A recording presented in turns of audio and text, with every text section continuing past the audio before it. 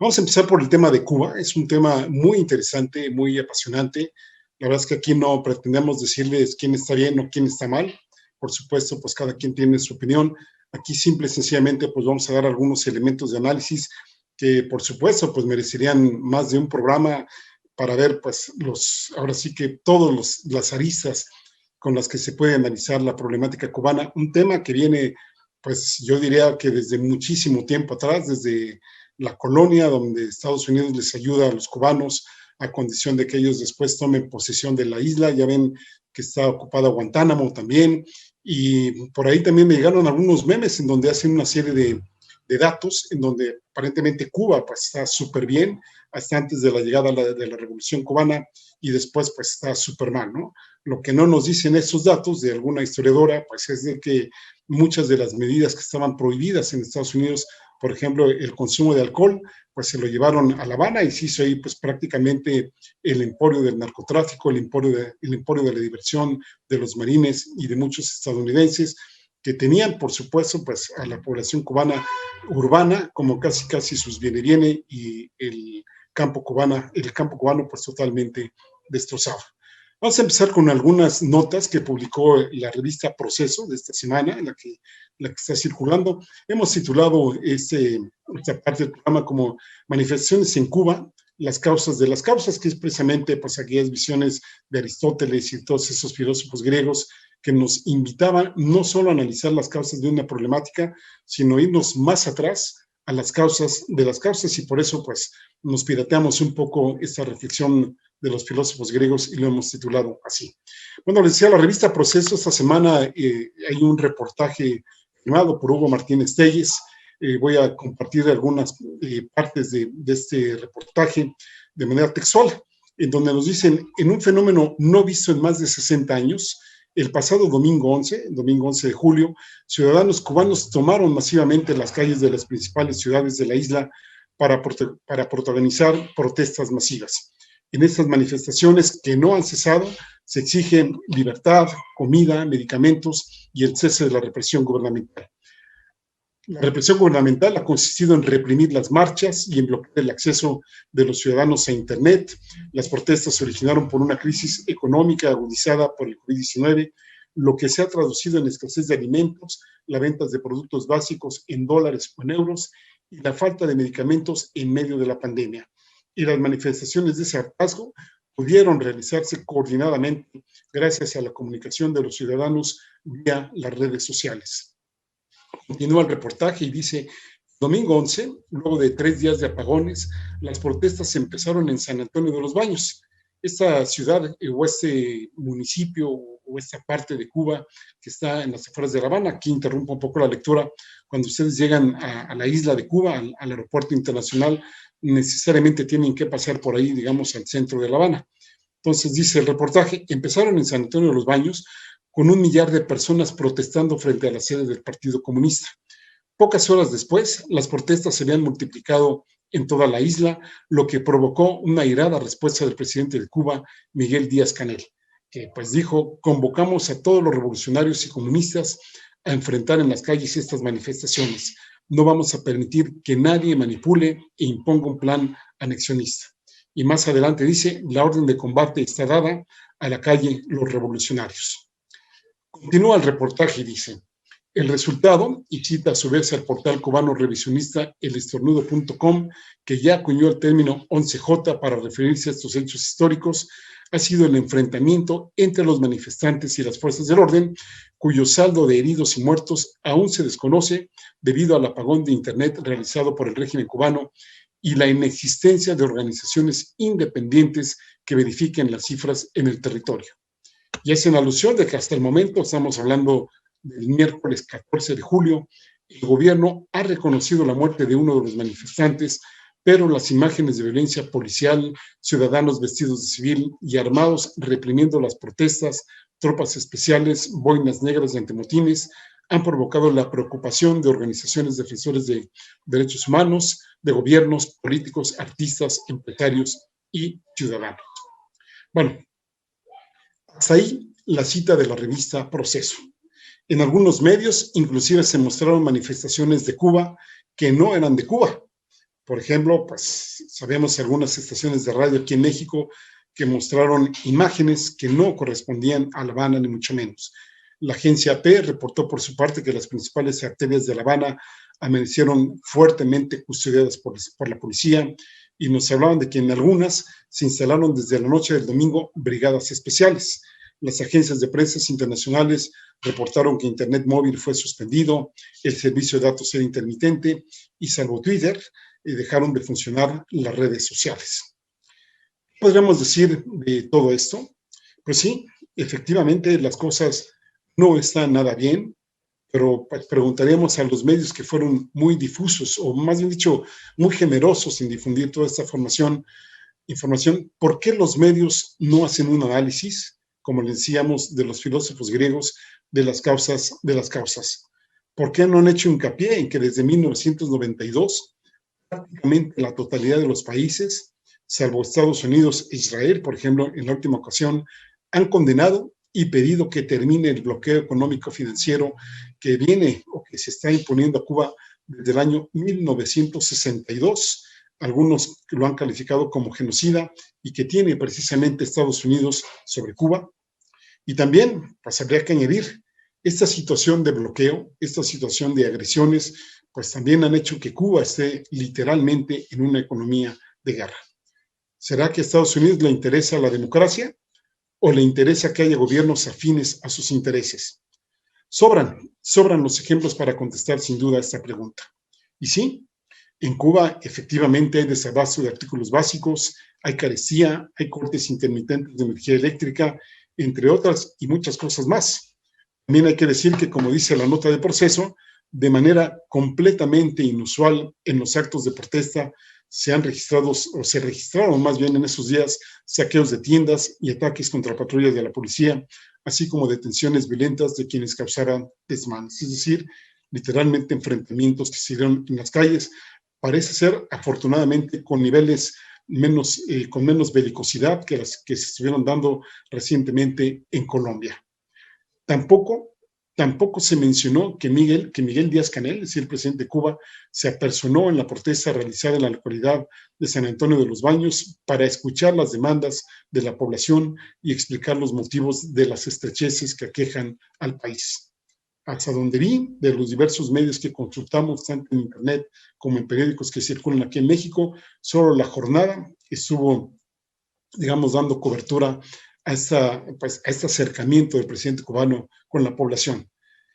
quien, por cierto, reconoció la insatisfacción por parte de la población, pero también denunció la campaña de desestabilización y que quienes se alientan esas manifestaciones no quieren el bienestar de la gente, sino la privatización de la salud, la educación y el neoliberalismo. En algún momento mencionó que defendemos la paz y la no violencia. Dijo, no alentamos una guerra civil como han querido poner algunos en los titulares. Lo que tenemos es la voluntad, la convicción y el deber legítimo de defender la obra revolucionaria ante quienes intenten socavarla siguiendo un plan anexionista de vandelismo, violencia y agresión, incluso incitando al asesinato de personas. Aquí me recordó mucho estas declaraciones del presidente Miguel Díaz-Canel, pues a lo que en algún momento mencionó Enrique Krause, llamando precisamente a los estadounidenses a poner orden aquí en México. Hay que decir también que a las carencias históricas que hay en Cuba, les mencionaba yo, pues de no irnos en 1959, 1960, sino irnos muchísimo más atrás. Habría que ver, por supuesto, un parteaguas que fue precisamente la Revolución Cubana, que pues estas carencias han sido impulsadas por grupo de cubanos estadounidenses y que fueron agravadas, eso también hay que decirlo, por la disolución de la Unión de Repúblicas Soviéticas Socialistas, que recordemos que en algún momento dado, al mismo Fidel Castro casi lo empujaron pues, al bloque soviético. Recordemos que Fidel Castro declara que el carácter socialista de la revolución hasta 3 años después de efectuado precisamente pues, la toma del poder por parte pues, de los rebeldes del movimiento 26 de julio. También hay que decir que le golpeó mucho la crisis venezolana a Cuba, pero especialmente recuerdo la época de 1994-95, en donde la población cubana pues estaba prácticamente comiendo pues lo que tenía en sus árboles, se hacían hojas o se hacían tés a partir de las hojas que tenían ahí. Sí, fue una situación muy, muy difícil en donde pues está publicado. Esto no lo pudo ocultar el gobierno cubano, aunque hubiera querido, que en diversas revistas indexadas del área de salud, el aumento de neuropatías, precisamente por la condición de hambruna que se llegó a presentar en algunos momentos en la isla y que a partir de ahí pues han ido saliendo bien que mal y muy poco a poco, con todos y sus pros y sus contras internos y externos en la isla. Bueno, pues eso hay que sumarle recientemente los efectos derivados de la pandemia del COVID-19, que le ha pegado durísimo a una de las principales entradas de divisas y de fuentes de empleo del país que tiene y que es precisamente el turismo. También hay que comentar la posibilidad de que algunos grupos en Cuba también se hayan beneficiado de la situación actual que tiene el país. No habría que negar, porque pues sí, afortunadamente hemos tenido la oportunidad de estar en Cuba y hemos visto que sí, efectivamente hay algunos grupos que no están en condiciones de equidad al resto de la población, sino que se han aprovechado precisamente de la situación. Y aquí la pregunta que bien podríamos plantear es, ¿cómo estarían las cosas en Cuba si no existiera el bloqueo económico y financiero por parte de Estados Unidos, que ya, por cierto, va a cumplir 6 décadas de estar ahí? Pues no que mucha defensa de los derechos humanos de los Estados Unidos, tanto al interior como en el resto de los países. ¿Acaso este bloqueo no afecta también los derechos humanos de la población? ¿Acaso desde las embajadas de Estados Unidos no se han desestabilizado y tumbado gobiernos que no son afines a Estados Unidos, independientemente de si son o no democráticos? Bueno, pues en Cuba ni focos, ni zapatos, ni ropa en general. Hay que hacer listas de espera, hay que esperar a que le llegue a uno su turno, igual con los alimentos, digamos, fuera de los que se reparten en aquellos famosos talones que da el gobierno cubano, y que por cierto, pues sí, son muy escasos y que tratan de alguna manera de ser más equitativos en la medida de lo posible. Y ahora con Donald Trump, bueno, pues las medidas que se pusieron, que endurecieron más las relaciones con la isla, y ahora Biden, el nuevo presidente de Estados Unidos, también está en esa línea de apretar, todo indica, aún más al gobierno cubano, quien por cierto se pronunció en el sentido de que, me refiero a Joe Biden, de que el gobierno cubano pues atienda a las necesidades de su pueblo. Es decir, no te vendo esto, no dejo que comercien contigo, ni que vendas, ni que compres, pero eso sí, pues por favor, o casi la indicación de que atiende las necesidades de tu pueblo. Cinismo puro, un bloqueo que ha sido gran parte responsable de que en Cuba se puedan adquirir, o más bien dicho, no se puedan adquirir insumos básicos, inclusive para hacer frente a la pandemia del COVID-19. Recordemos que Cuba está en vías de desarrollar alguna vacuna contra el COVID-19 y al parecer en las últimas semanas y días no han podido adquirir los insumos necesarios para tener la producción no solo de la vacuna anti-COVID que están desarrollando en Cuba, sino de otros medicamentos que se producen en la isla. ¿Cuál es la posición que nosotros adoptamos? Me parece ser que la población cubana tendría que ser la que decida su destino, y aquí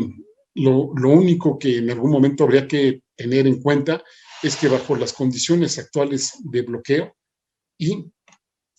pues con las carencias que se tienen, va a ser difícil que se piense, digamos, pues a mediano o a largo plazo, y con, digamos,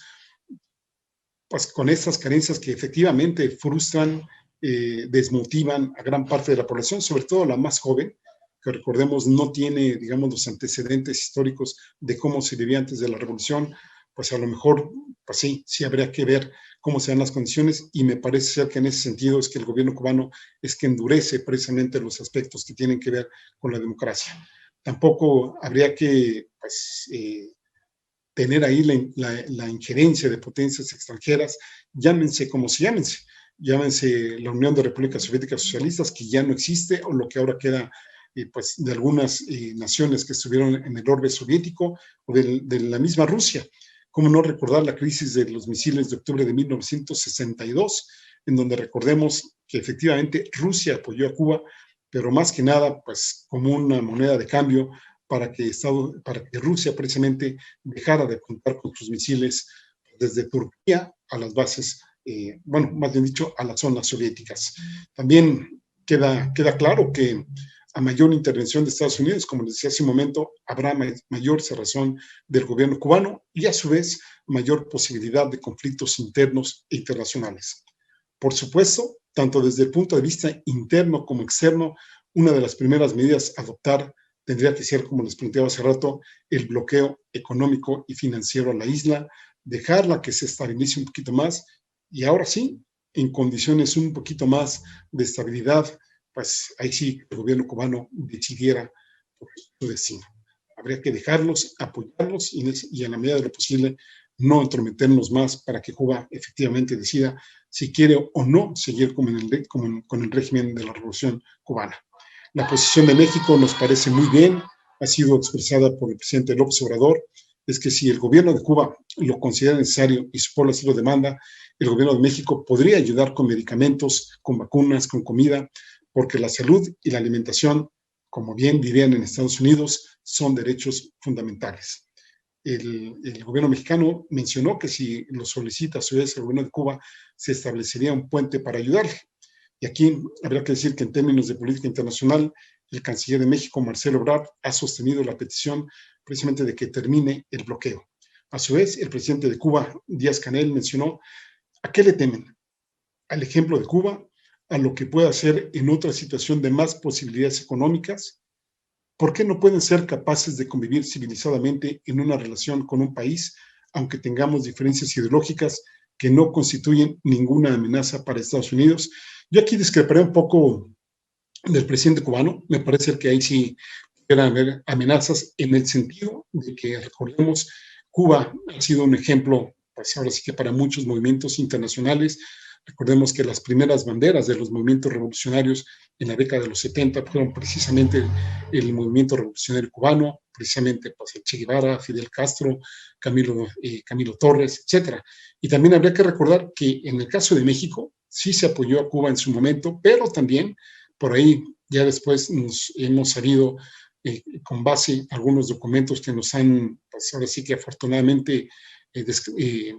abierto, sí que se han desclasificado, que en su momento el gobierno de México, por ejemplo, pues el mismo Díaz Ordaz, el mismo Luis Echeverría Álvarez, pues fueron agentes de la CIA, o en el caso de Echeverría, a lo mejor lo sigue siendo, que ya, pues ya está ahí postrado en su domicilio, pero que apoyaron, por ejemplo, en el caso de Luis Echeverría, apoyó al gobierno cubano en aras de restarle, digamos, liderazgo internacional al propio Fidel Castro. Les decía, el tema de Cuba es sumamente complejo, muy interesante de analizar, y aquí pues también la recomendación es evitar, digamos, los memes, evitar pues los análisis a bote pronto, porque me parece que es un tema muy serio, porque dependiendo de ello, pues ahí tenemos el caso de Brasil, el caso de Argentina, el caso de Ecuador, el caso de Honduras, cuando los que ustedes quieran que se puedan ver de una manera u otra, influidos por lo que pase tanto en Cuba como por supuesto lo que sucede aquí en México y en Brasil. Bueno, y ya para terminar esta parte del programa del día de hoy, pues nada más habría que comentar que Díaz-Canel en una entrevista que concedió contextualizó las manifestaciones, ahora sí que en la calle de parte de la población cubana, debido a que hay indicios a que en Estados Unidos estaba por establecerse una revisión de la política de la Casa Blanca hacia Cuba. Eso con la intención de crear la impresión de que en este país no hay estabilidad, que hay represión y que, por supuesto, para nada se respetan los derechos humanos en la isla. ¿Usted qué opina? ¿Cómo ve la problemática de Cuba? Ojalá y pronto se termine el bloqueo, se le dé un tiempo de estabilidad a Cuba y ahí sí que podríamos estar pues dando nuestra opinión en unas condiciones de no intervencionismo, de no injerencismo, de cómo se van dando las Cubas, eso sí, desde fuera, sin entrometernos en lo que sucede en ese país. ¿No le parece?